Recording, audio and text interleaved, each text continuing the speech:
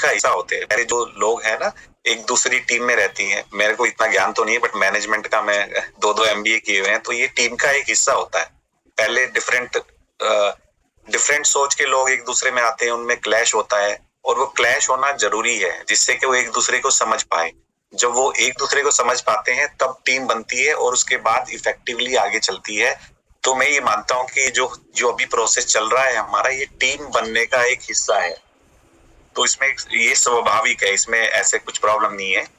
और एक मैं चाहूंगा, टीम संरचना 11 टीम बन चुकी है, किसी ने अभी दिया था।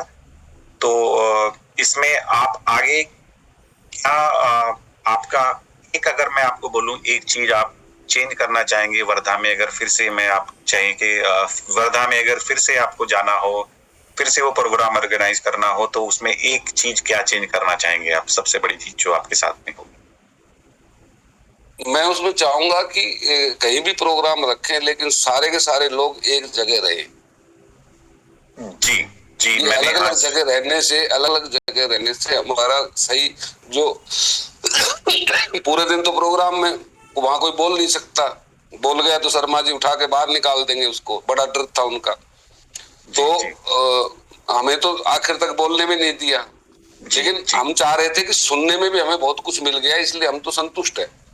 जी जी। तो मेरा एक सुझाव था सतप्रकाश जी से भी, मैंने उनको चर्चा भी की थी कि अगला प्रोग्राम रखेंगे तो ऐसी जगह रखेंगे जहां सब के सब लोग एक जगह रहे, जिससे शाम का जो हमारा आपस में बातचीत करने का, एक दूसरे को समझने का है, वो ज्यादा से ज्यादा हो सके। ये बहुत जरूरी है। Thank you sir, thank you.